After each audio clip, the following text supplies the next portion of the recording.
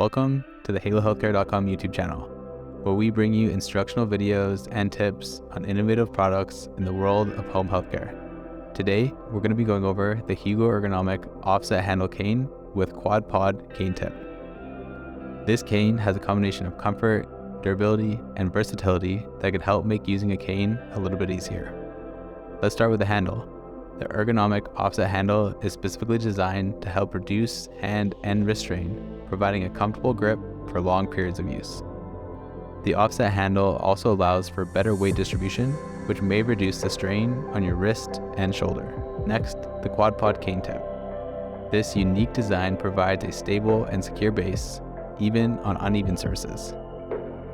The 4-point base also provides added stability, making it easier for you to get up and down from a seated position. Not to mention, it's capable of standing on its own on a flat surface.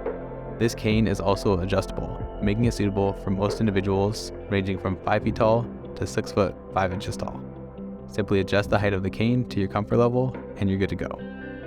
Let's look a little closer at how to adjust this cane. When finding the correct height, a good rule of thumb is lining up the handle with the break in your wrist. To start adjusting your cane, first loosen up the stopper near the bottom of the larger handle tube.